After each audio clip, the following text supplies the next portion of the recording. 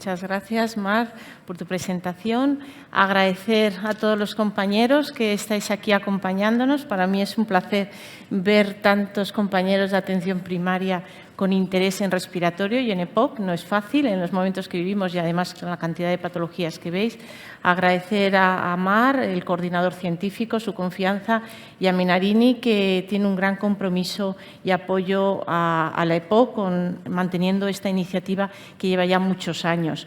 Como ya se ha ido diciendo, voy a abordar un escenario que puede ser frecuente en nuestras consultas y que para que sea frecuente en nuestras consultas debemos tenerlo en la cabeza y debemos evaluarlo. Es el paciente, como veis aquí, qué pasa cuando tengo un paciente con frecuentes agudizaciones y cifras altas de eosinofilia. Esta es mi declaración de intereses y me gustaría empezar comentando este caso, haciendo un recuerdo de un aspecto que es muy importante, pero que a veces olvidamos y que es muy importante y es crucial en el abordaje del paciente con EPOC. Y esto es el disponer de un diagnóstico correcto. Sabéis que el diagnóstico de la EPOC podríamos decir que es fácil. ¿Por qué? Pues porque parte de una premisa, que es una sospecha clínica, un paciente con una sintomatología respiratoria, muchas veces inespecífica, pero con una exposición de riesgo. Sabemos que en este escenario debemos descartar que exista una EPOC realizando una espirometría, pero que tenemos también que ser conscientes que no todos los pacientes con una espirometría donde se ve obstrucción al flujo aéreo va a ser EPOC. Por tanto, es una premisa obligatoria cuando tenemos un paciente, muchas veces incluso diagnosticado de EPOC, reflexionar un poco y hacer un diagnóstico diferencial. Un diagnóstico diferencial donde debemos abordar como principal enfermedad en el diagnóstico diferencial de la EPOC el asma bronquial. ¿Y por qué? Bueno, pues por dos aspectos importantes. Uno, el asma es una enfermedad muy frecuente. Decimos que la EPOC en edad adulta afecta a un 10% de la población adulta, pero es que el asma en España afecta también en población adulta a un 5%. Por tanto, muchos pacientes que acuden a nuestras consultas con síntomas respiratorios pueden ser asmáticos. Y este problema del diagnóstico diferencial nos lo vamos a tener que plantear sobre todo en el asma que cursa con obstrucción al flujo aéreo, que como veis en este algoritmo, que es un poco complejo cuando se ve de inicio, pero que ayuda un poco a entender el asma y cómo debemos diagnosticarla, vemos que hay un porcentaje de pacientes asmáticos que van a cursar con obstrucción al flujo aéreo.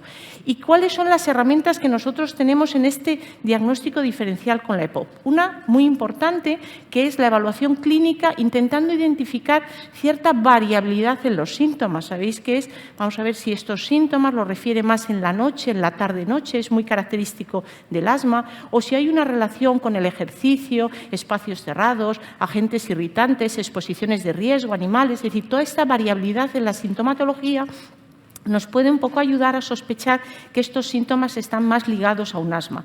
Importantísimo los antecedentes familiares y, sobre todo, antecedentes en la infancia, en la juventud. El asma en el adulto muchas veces ha estado ya presente en la infancia, un aspecto muy diferencial en la EPOC. Y también la presencia de afectación de la vía aérea superior, síntomas nasales que nos ayuden a pensar que estos síntomas pueden ser por asma. Bueno, pese a todo esto, sabemos que el diagnóstico del asma es un diagnóstico complicado y se estima que hasta un 25, un 35% hay error en el diagnóstico de asma. Por tanto, el diagnóstico diferencial con la EPOC es muchas veces muy difícil, aunque tengamos este checklist en la clínica o este checklist en las pruebas de función pulmonar, valorando la reversibilidad o el picoflujo. ¿Y por qué a veces es muy difícil? Pues además es muy difícil porque a veces las dos enfermedades están presentes en el paciente. Es decir, y esto es lo que clásicamente hemos conocido como síndrome de solapamiento, asma y EPOC. El ACO quiere identificar a un sujeto que tiene dos enfermedades.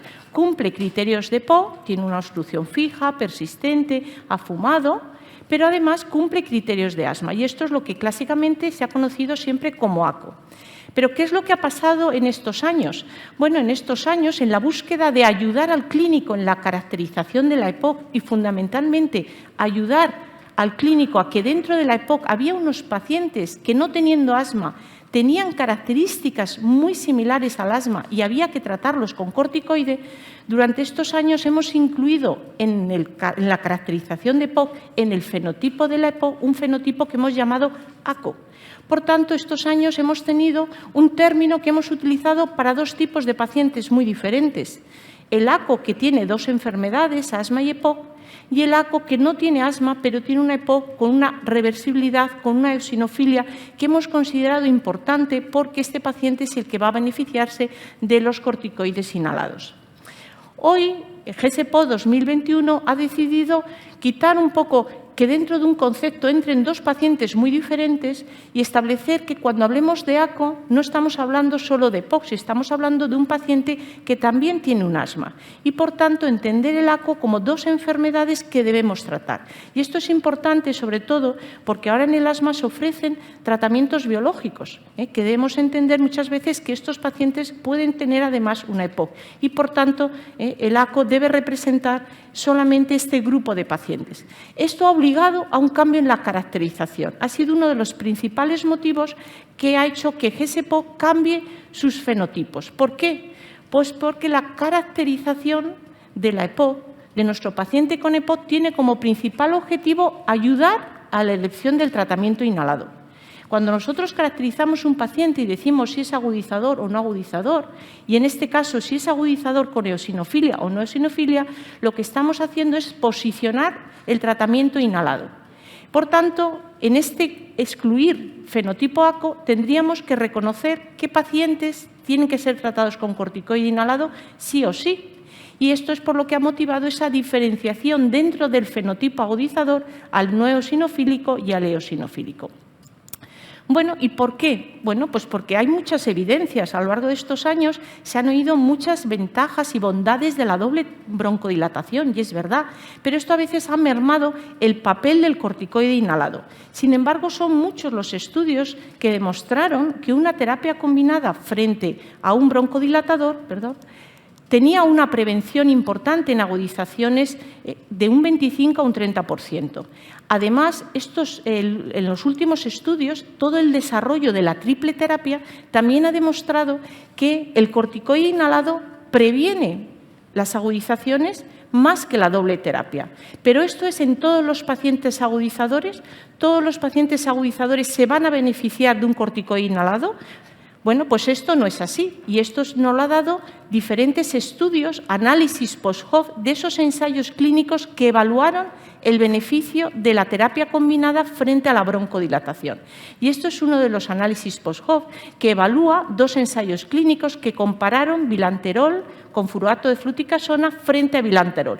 Y ven ustedes como cuando se estratifican los pacientes por eosinofilia, son los pacientes que tienen un 2% más de eosinófilos los que muestran ese beneficio en la prevención de agudizaciones.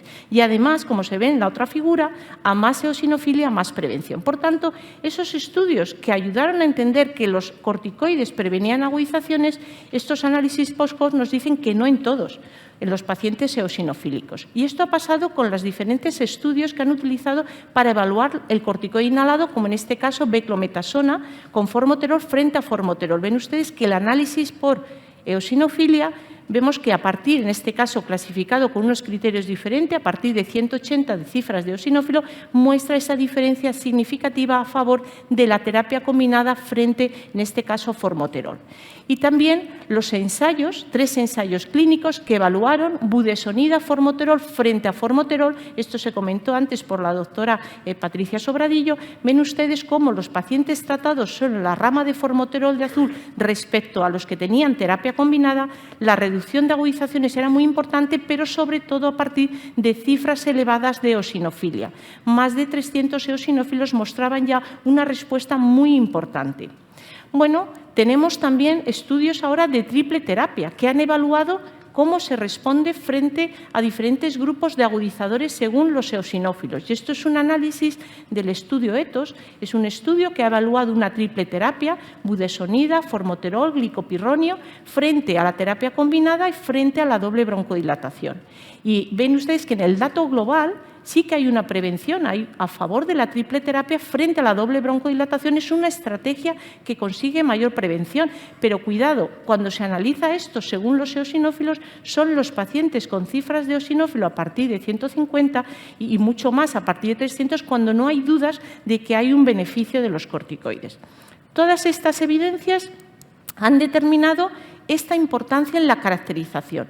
Es obligatorio, por tanto, comentaba antes un compañero, ¿debo mirar los eosinófilos? Pues sí debes mirar los eosinófilos cuando vas a establecer una estrategia en un paciente para prevenir agudizaciones, porque la evaluación de los eosinófilos va a servirte como biomarcador para definir cuál va a ser tu estrategia, sí o no corticoides inhalados. Por tanto, no debemos tener dudas que cuando nosotros estemos planteando una estrategia en prevención de agudizaciones, tenemos que evaluar la eosinofilia periférica. Bueno, y esto es lo que ha marcado esta caracterización de agudizador eosinofílico, lo que ha marcado que, fijaros ahí, la terapia combinada sea establecida como terapia de inicio. Es decir, comentaba antes el doctor Marc Miravitlles cómo tanto en el no agudizador como en el agudizador neosinofílico no debemos dudar en la recomendación global como que estos pacientes debemos iniciar con terapia doble broncodilatadora. Pero tampoco debemos dudar que un paciente agudizador eosinofílico más de 300 eosinófilos por milímetro cúbico debe ser nuestra primera opción la terapia combinada, al menos como una recomendación general. Luego, en cada uno de nuestros pacientes podemos ver aspectos diferenciales. Por tanto, la caracterización del agudizador eosinofílico nos va a ayudar muchísimo en el posicionamiento de la terapia combinada, que en estos años ha estado muy mermada y muy discutida, esta opción de tratamiento en la EPOC, comida muchas veces por la doble broncodilatación o la triple terapia. Pues debemos reconocer su espacio y este espacio es como primera elección en este grupo de pacientes. Bueno, ¿qué es lo que tenemos luego que hacer? Bueno, pues luego tenemos que hacer en cada una de nuestras revisiones una evaluación del nivel de control. No todos los pacientes con esta terapia combinada, pacientes de alto riesgo, agudizadores eosinofílicos, va a ser suficiente para poder controlarlos y esto debemos evaluarlo. Y el nivel de control es una herramienta muy útil, primero porque es muy sencilla y segundo porque nos ayuda a identificar ese paciente que va a tener más riesgo de tener una agudización. Los estudios que han validado esta herramienta, nivel de control, nos han demostrado que los pacientes mal controlados tienen un mayor riesgo de tener una agudización en los próximos 6 meses. Por tanto, evaluar el nivel de control de nuestros pacientes es una herramienta que nos permite anticiparnos, intentar identificar estos pacientes que, como no miremos bien y no adaptemos y evaluemos perfectamente su terapia, van a tener un mayor riesgo de agudizarse.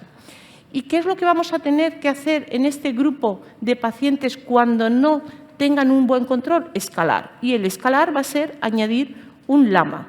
Es decir, a una terapia combinada debemos añadir un LAMA. ¿Y por qué? Pues porque los estudios de triple terapia muestran que hay un beneficio en control de síntomas, en función pulmonar, en calidad de vida y en prevención de agudizaciones frente a una terapia combinada. Es decir, que el escalado a la triple terapia no solamente va a ser por riesgo por presentar agudizaciones, también debemos contemplarlo en aquellos pacientes que estén mal controlados por síntomas, por impacto clínico. Bueno, el nivel de control es algo que nos debe preocupar. ¿Y nos debe preocupar por qué? Bueno, pues porque los estudios que han evaluado el nivel de control en diferentes cortes nos dicen que el nivel de control de la EPOC también deja mucho que desear. Yo creo que todos somos conscientes que en el asma el nivel de control es muy insuficiente, pero fíjense ustedes que cuando estamos evaluando el nivel de control de nuestros pacientes con EPOC, incluso en estadios no graves, hasta un 40% de los pacientes no están bien controlados. Y cuando vamos a cortes como la corte chain o la corte clave, pues vemos cómo en estos estudios también el nivel de control es muy bajo. En pacientes graves llega a ser hasta un 60 o más, un 65% están mal controlados. Y esto yo diría que no nos sorprende. ¿Por qué no nos sorprende? Pues porque el control depende de muchas cosas. No solamente depende de la terapia combinada, de la terapia inhalada, sino que depende de otros aspectos propios del paciente. A mayor edad se ha visto que hay un peor control. También depende de la gravedad de la enfermedad, depende de las comorbilidades y depende de aspectos sobre los que nosotros podemos actuar, como es el consumo de tabaco, la técnica inhalatoria, la adherencia y el nivel de cuidados. Por tanto, evaluar del nivel de control sí que nos va a ayudar no solamente solamente a ajustar el tratamiento, sino a detectar aquellos pacientes donde tenemos que mirar qué está pasando alrededor del paciente, cómo están las comorbilidades, están adecuadamente tratadas, cómo está la terapia inhalada en cuanto a técnica, en cuanto a adherencia. Entonces, es una herramienta que yo os animaría a incluir en vuestra práctica clínica en las revisiones de esta enfermedad. Bueno, un aspecto que no he querido dejar pasar es el uso adecuado de los fármacos, y especialmente porque estamos hablando de un fenotipo, el agudizador eosinofílico, donde he remarcado que la terapia de inicio inhalada a utilizar es una terapia combinada, el uso de un corticoide inhalado asociado a un LABA. Sabemos desde hace tiempo que los corticoides inhalados asocian un mayor riesgo a neumonías, a efectos adversos, pero también sabemos que este riesgo está asociado a la dosis. Por tanto, debemos hacer un uso adecuado de la dosis del corticoide, la mínima dosis para alcanzar un beneficio. Y hoy los estudios nos dicen que dosis bajas de corticoides inhalados consiguen esa prevención. Y también los estudios, como se han comentado antes, la doctora Patricia Sobradillo, nos dicen que cifras bajitas de eosinófilos, menos de 100, asocian un bajo beneficio y un alto riesgo de neumonías. Por tanto, en el uso de las terapias combinadas, de las triples terapias, debemos tener siempre esta consideración, dosis bajas y no usar en el paciente que no presenta eosinofilia. Otro aspecto importante cuando hablamos del uso del corticoide inhalado en la EPOC, en el agudizador eosinofílico, es esta recomendación que se recoge en GSEPO en cuanto a la reducción del tratamiento. El riesgo a los efectos adversos a los corticoides han llevado durante estos años a evaluar las retiradas de los fármacos, fundamentalmente retiradas de corticoide. Y un dato importante de muchos estudios establece que en los pacientes agudizadores con eosinofilia mayor de 300, la retirada del corticoide lleva un efecto no deseado, que es el aumento de riesgo de agudizaciones. Por eso esta recomendación fuerte a favor de no retirar los corticoides en este escenario clínico. Bueno, por tanto, un poco yo como mensajes finales, yo quiero un poco, en resumen, que os llevéis a vuestra casa, a vuestro día a día, a vuestra práctica clínica, recordar que el paciente con frecuentes agudizaciones debemos siempre valorar la eosinofilia. Que la eosinofilia periférica se ha demostrado un buen biomarcador a la hora de detectar qué pacientes son los que se van a beneficiar de los corticoides inhalados. Que recordemos que la terapia combinada es la terapia de primera elección en este fenotipo agudizador eosinofílico, mayor de 300 cifras de eosinófilo. Recordando siempre eso que he empezado a hablar al inicio de la ponencia, es la importancia del diagnóstico diferencial con el asma precisamente en estos pacientes. Luego, importante también tener en cuenta que el corticoide inhalado tiene un valor no solamente en el agudizador eosinofílico, sino también en otros agudizadores que no están bien controladas con doble terapia broncodilatadora. ¿Y en qué grupos? Esto ya se ha comentado antes, sobre todo a más agudizaciones, a mayor gravedad, a mayor cifras de eosinofilia, en los pacientes que no fuman y cuando no ha habido antecedentes de neumonía. Y con esto termino. Muchísimas gracias.